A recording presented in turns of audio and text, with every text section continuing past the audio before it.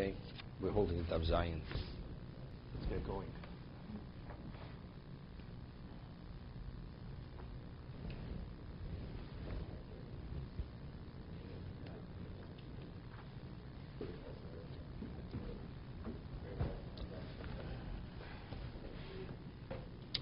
Okay, we know the Tosas over here on Dav Zion, where the Gemara says, "Hash behemtin shel tzadikim, ein HaKadosh Baruch Hu mevi takol hayodon." So with tzaddik himself, definitely not.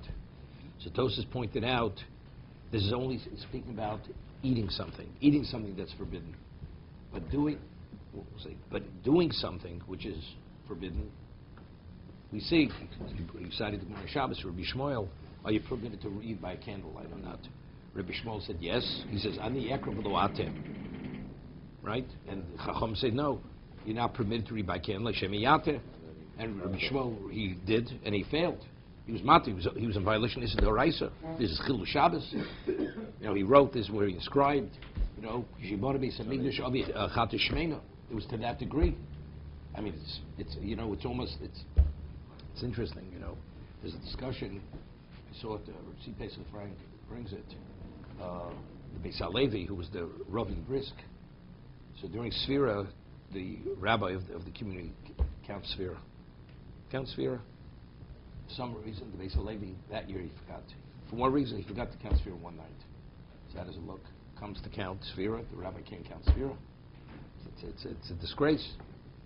So the whole Shaila question is, could he tell one of the people not to count, and he'll have in mind to cover them based on Arevus? We'll say Shemay Kone, he'll be able to count with a bracha. That's what Pesach brings the Shaila with the Beis HaLevi. Are you permitted to do or not? Otherwise it's a disgrace for the rabbi. He was the chief rabbi of Brisk. So discussed the whole thing. Is it mitzvah shebegufo? Is it something that you have to do yourself, or you could cover someone else? But that's the discussion. What a Kodesh Baruch Hu allows such a person of that stature, he should get. It's unheard of. Forget to count Sfira. Rabbi Shmuel violated Shabbos. You know what this is, to be violate Shabbos? That he has been a chatos shmeino. So a person can be consoled. It's not the end of the world. A person violates Shabbos b'shogeg. What happened to Rabbi Shmuel? Am I better than Rabbi Shmuel? Yeah. But Tosas points out from this that when we speak, Ein HaKadosh Baruch Hu mevi takolo, doesn't bring this tragedy upon a tzaddik that's only regarding eating something, not doing an action. If you take a look in the Ramchal, he speaks about anything that becomes part of your essence is a lot worse than something that's an action. It says v'nitmeisambam, right? When it speaks about dietary law, it says v'nitmeisambam. Without the aleph, v'nitamtem. Literally, it shuts down the spiritual system. Shuts it down. The Rambam is...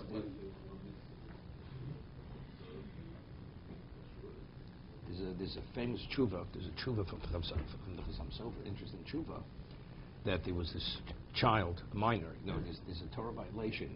It says lo sachinu. If you want to feed a child not kosher, if you see a child eating not kosher, you don't have to intervene. You have no obligation. Arevus is only to an adult, not to a child.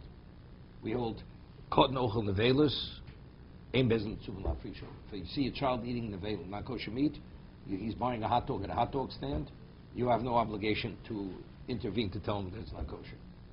Yeah. But what about if you actually feed the child nevel, not kosher? It's a doraisa.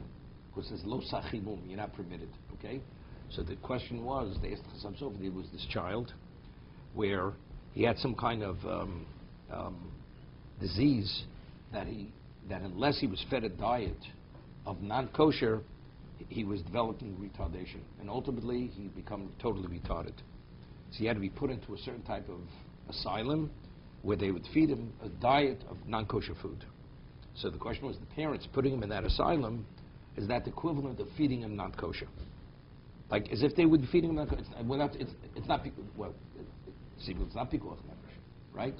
Well, the Chasam Sofer will show what is pikuach nefesh. It is pikuach nefesh. Okay? By doing this, he feels even time. So that's what I want to bring out a different point, which has relevance to this Gemara. So Chasam Sofer rules he can. I'll tell you why. So Some sort of rules he can. You can put him in the silent.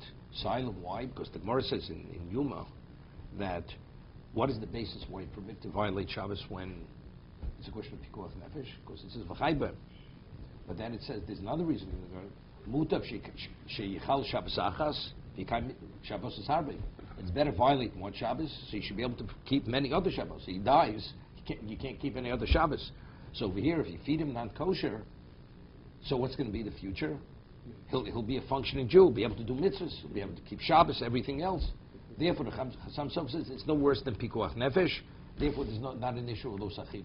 That's the Chassam Sof's psak. But he cites a Rambam that the Rambam says that if you violate dietary laws, he says all corrupted character and heretical thoughts emanate from Meicholas Asuras, from eating non-kosher.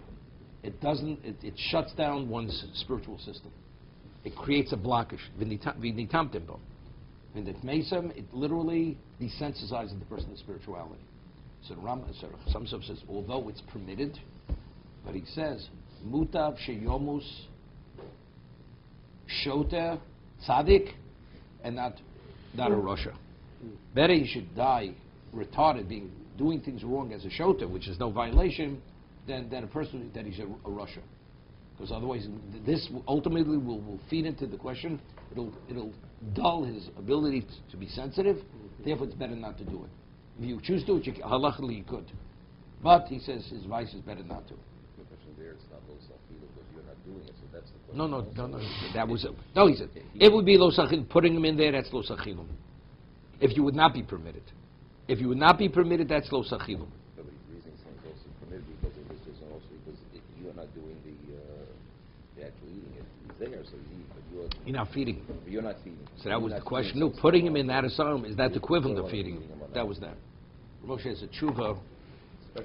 Moshe has a tshuva. A person had some kind of contractable disease. Family wrote. And if you go into this hospital, when you leave, all the clothing are incinerated. Yet he has to be there. This person has to be there 6 months, a year for the recovery. And he has to take is he permitted to take his tefillin? Because if he takes his tefillin, they're going to destroy the tefillin. So is he permitted? Maybe it's you're disgracing the tefillin. That was the shaila that answered Moshe.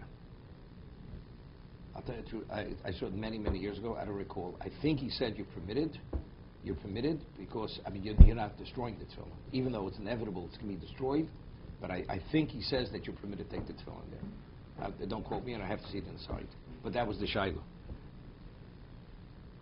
So eating is worse than doing. So violent Shabbos, it's easier to recover than ingesting something that's not kosher, even b'shogi. Okay? Then he said over here, at the end, that's what I want to say. He quotes the Gemara in Psochim. Gemara says, the halacha is you're not permitted to eat before Havdalah. And the Gemara says that if you eat before Havdalah, a person could actually have askaro, meaning he will die some kind of, no, it's not diphtheria. It's a disease where actually a person chokes. So it says over there, Avagav Domahosam Dimososab Askar, it says over there, V'Rabiri Vrabo Idi Ishtoli, V'Tom Koram Avdol, he forgot, he didn't realize he'd say Avdollah at the end of the Taptosis. And he ate before Avdollah. I mean, what I would answer is it's only Strabonah. Not eating before Avdollah is Strabonah. So, right, we always mention the Nesivis, right? The Nesivis says that an Istrabonah one doesn't have to do tshuva. If you violate something inadvertently on a rabbinic law, you don't have to do tshuva. Because what are you doing tshuva on? It's only offense. It's because it says losos mekal sher yirucha. You shouldn't deviate what they dictate to you. Why did he eat? Because he wasn't aware. There's nothing intrinsic, inherent in that it's wrong. It's right. No. So, no. You eat something not kosher on a Torah level, whether you're aware or not. Inherently, it's something not kosher, right? Because Torah says its essence is problematic. The Chachamim, anytime they legislate something, it's offense. It's offense. I'm not aware. So let's say you're aware that it's offense, and you say, well, it's irrelevant to me. But Torah says you're bound to whatever they direct you. You can't deviate from whatever they dictate. I wasn't aware. So now that I eat it, am I doing it because I'm ignoring, because I don't value what they legislated? No, it has nothing to do with not valuing. I just wasn't aware of it. So therefore, the Sibba says you have no obligation to do tshuva. If you violated Rabbanan b'shogeg, one does not do tshuva on that. Okay? So it comes out. It has value in a certain way. The halacha is that you're not permitted to speak avak lashon hara. Avak.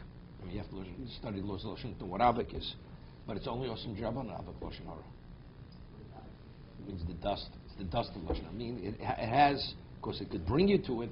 It has. But let's say a person doesn't know. You know, the person doesn't know what he speaks. He says, "I speak truth," but it's true. That's his understanding. It's shogeg. Even when he does the wrong thing, it's b'shogeg. So all the avak that he speaks, when eventually he does tshuva, he doesn't have to do tshuva according to Mesivis on the avak lashon hara, because the avak lashon hara is only offense, not to speak lashon hara itself. Okay.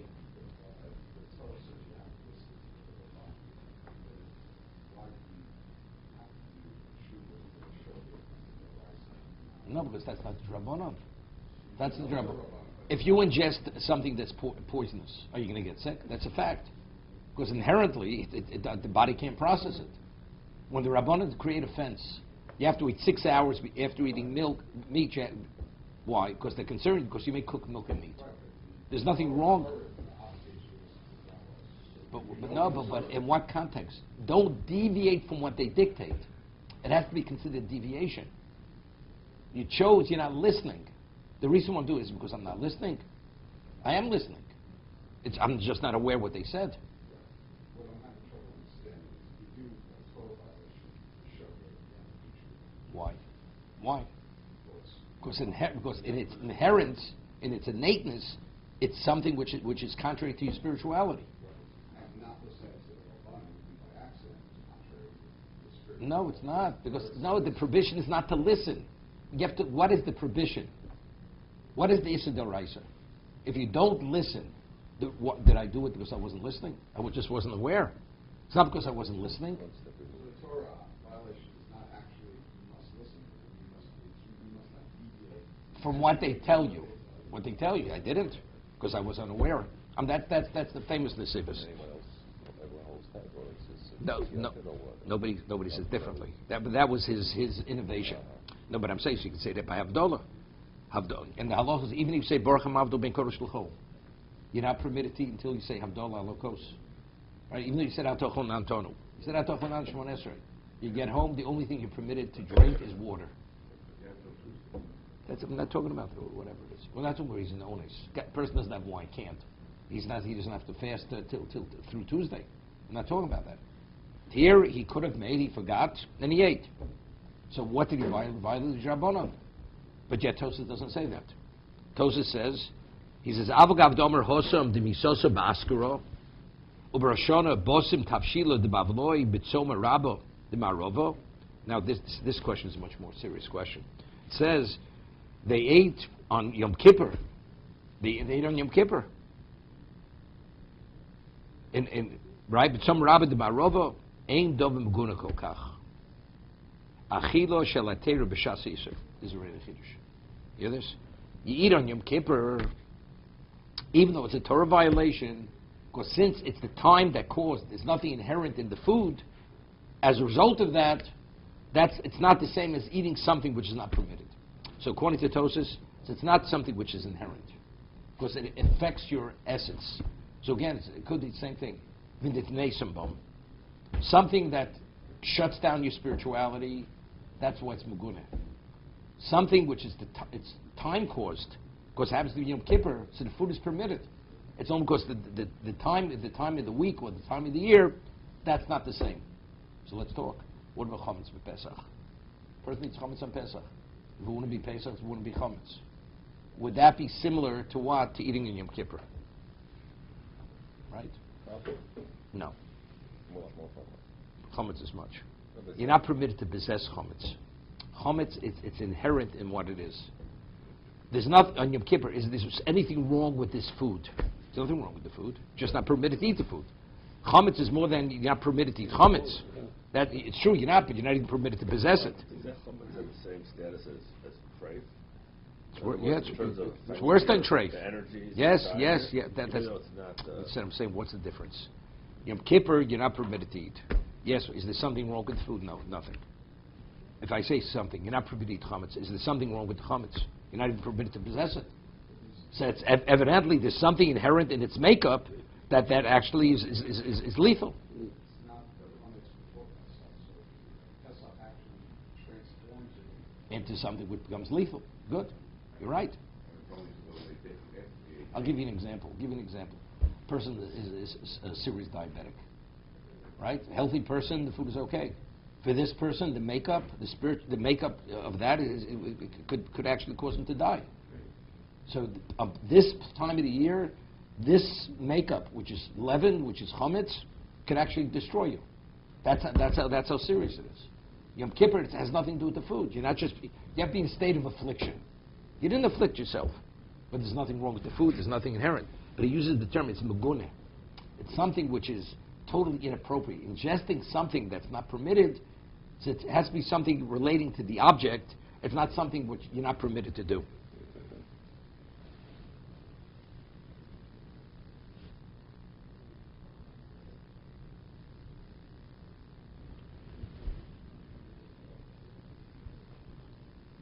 Not a lesson See, the here. story I told yesterday, a person goes and cooks on Shabbos.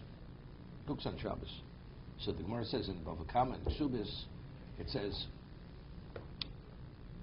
Kodesh hi lochem. Right? So the Gemara says, He Kodesh made Maser Kodesh. The Gemara says in Ksubis and Bava Kama. That if you cook on Shabbos, although you're not permitted to eat, to benefit from a malach of Shabbos, it's only Osman Rabbanan. It's only rabbinically not permitted. So on a Torah level, if somebody cooks intentionally on Shabbos, you're permitted to eat it. Of course, it says it's a Shabbos Kodesh hi lochem. Shabbos is Kodesh. The food, the act, the consequence of the act is not off limits to you. It's only Osam Rabbanan. So a person now, according to this, a person would eat something that's cooked on Shabbos, not aware. See, that would be similar to Havdalah. Right? That would be like Havdalah. So,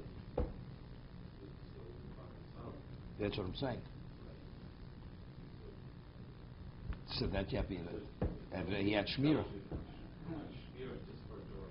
Yep, correct. Okay. We're holding over here a little bit of Aganata, but it has to do with, we're talking about Sirtut. Sholch le Marukva l'Rebbe Lozer. You know, it's interesting. Who's Marukva? You know, the famous Gemara in Ksubis. Marukva was the one who, every day he and his wife would go to a poor man's house, and he would drop a coin through the door slot. And the Ani, the poor man, became curious. Who's my benefactor? And Marukva felt that if he'd know, he'd be embarrassed. The recipient of the tzedakah.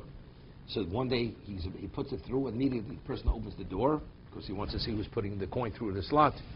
And the moment that happens, Marukva and his wife, they start running. And he's pursuing him, because the man wants to see who's giving him the money.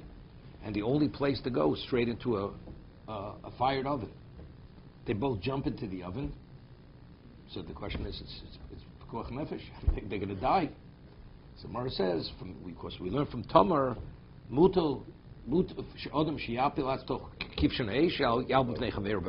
since they would have embarrassed the man, even if you have to throw yourself into a fiery kiln, that's what you should do.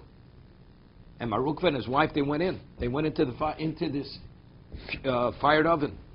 So the Gemara says that Marukva's wife, the heat didn't affect her. And Marukva started to feel the heat.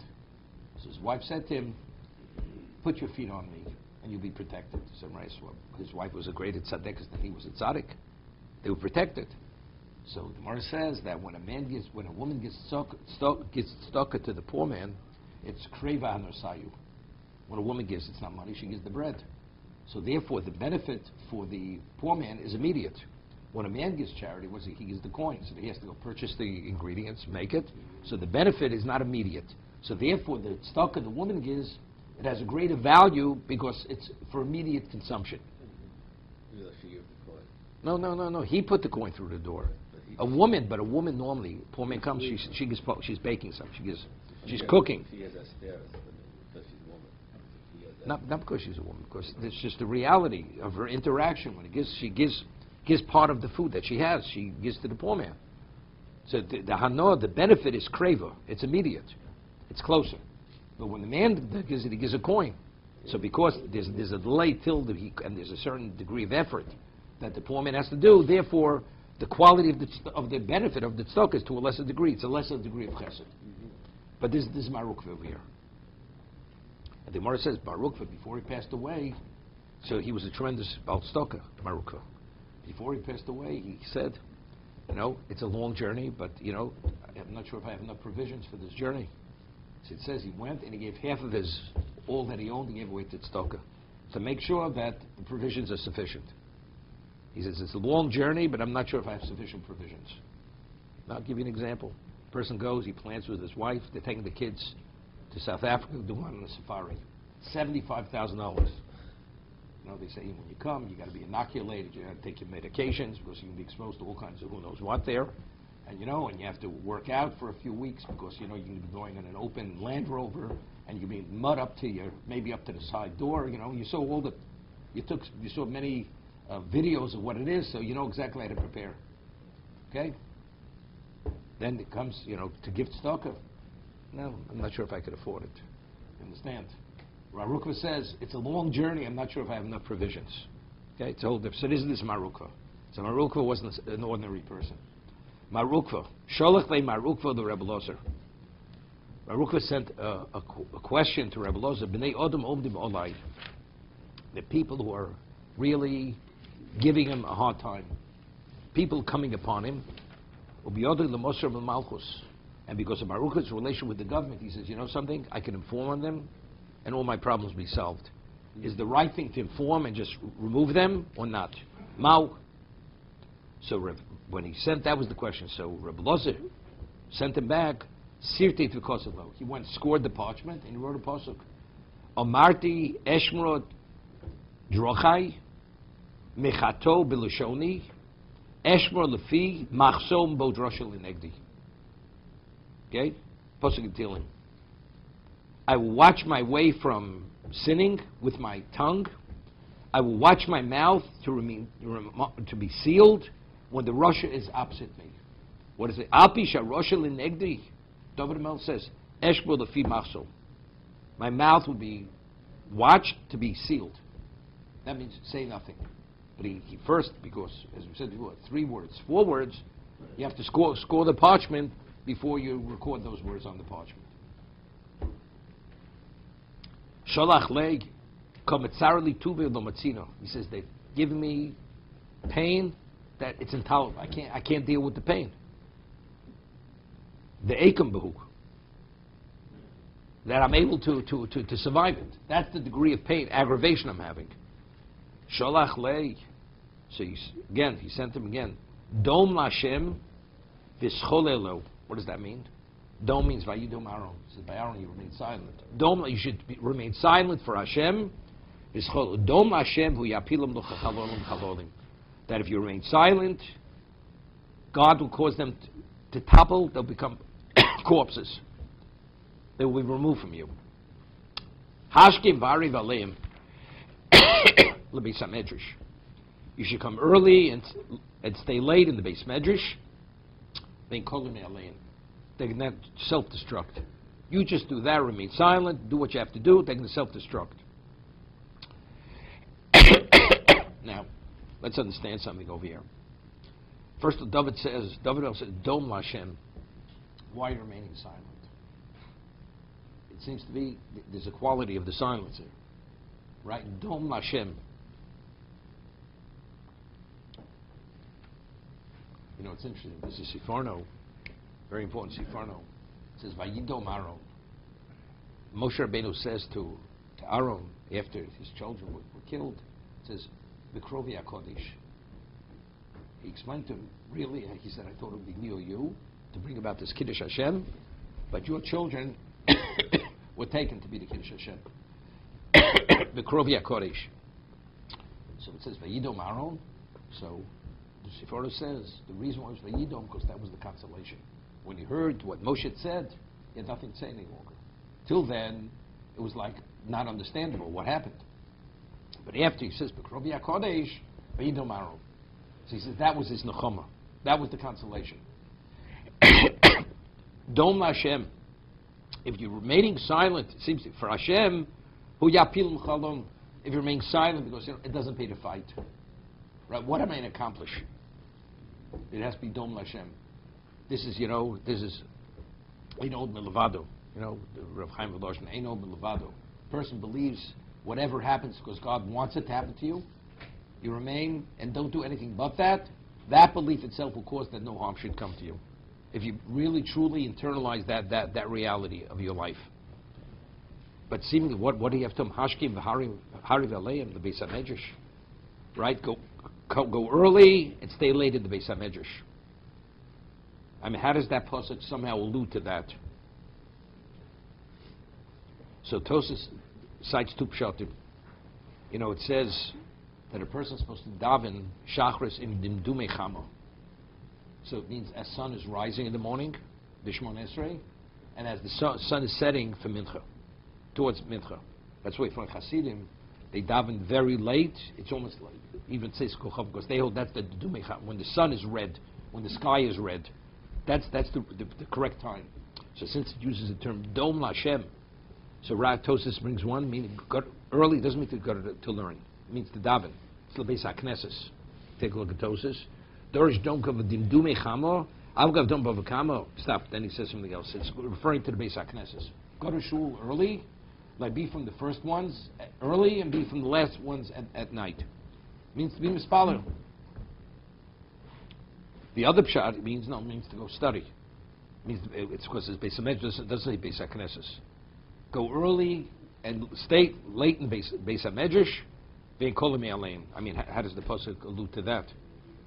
So you'd say also it's referring to, but it doesn't mean tefillos. Somehow the person has to somehow associate himself with Torah. What does he have to associate him with Torah? What would you say? The Gemara says in Bava Basra that if you're a member of a community and you live there, you moved in to be a permanent resident, you have to pay all the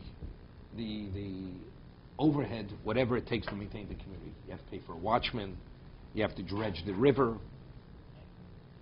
Whatever the expenses of the communities, you have to contribute. Whatever the taxes, because you're a resident of the community. What about if you're a Talmud Chacham? Talmud Chacham doesn't have to pay for security. Does not pay for shmirah. Why? Because it says Omani Choma. The Torah itself is a wall. That protects you. Therefore, you don't have to pay for security, and they have no right to demand security from you. The Gemara tells of a story that there was a community where they were Amoratzim, and they said, and the government taxed them with a large tax. They said, you have to share with the tax, because if you don't, we're moving out of the community and be holding the bag yourselves. That's what the Amoratzim said to the Talmud Chacham. So they said, something, move out. We're not paying. So what happens? So 50% of the Amoratzim move out. Somewhere above Basra. So what happens? The government lowered the tax 50%. So the other ones say, something? They threaten, but you still have 50%. He says, you want to move out? Move out. They move out, they cancel the tax. The government canceled the tax, so they ended up, they paid nothing. So the Gemara says, you see there, Omani Choma, that what? The Torah itself is the protector. So I'm saying, so that's it. But Yidom, it's not, because again, you have to be protected from them. You remain silent, but what do you sit around do nothing? You still need a shmirah. So what provides that shmirah? That's Hashkem V'Hariv, the Beis HaMedrash, that provides the shmirah. That's the Omani Choma.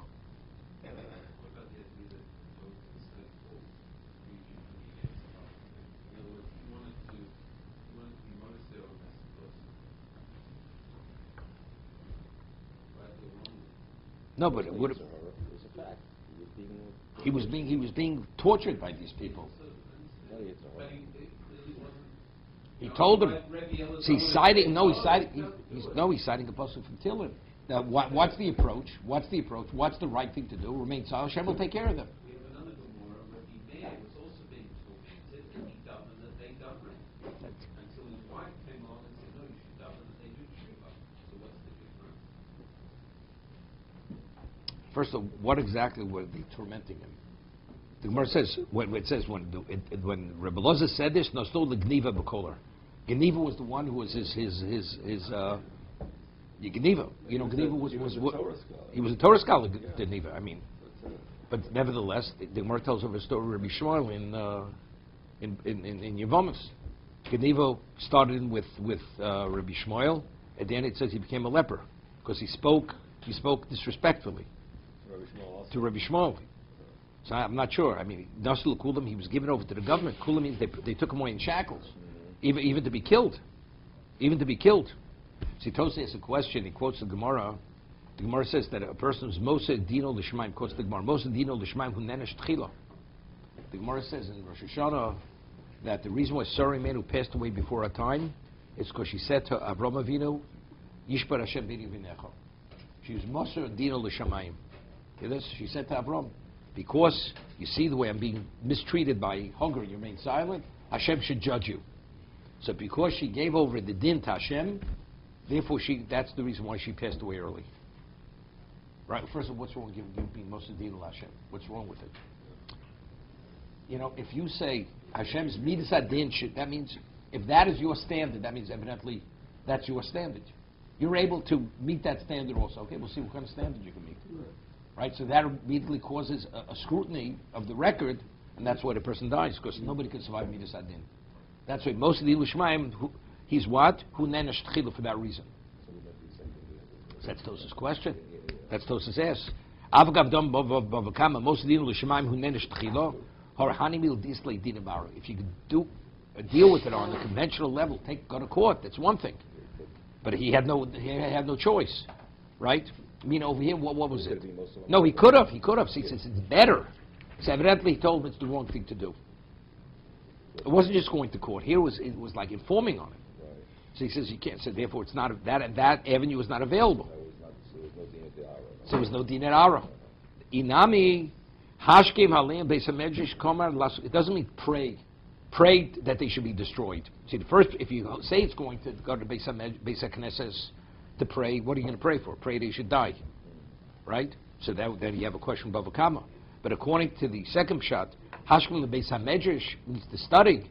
So you're asking for protection. It has nothing to do with them.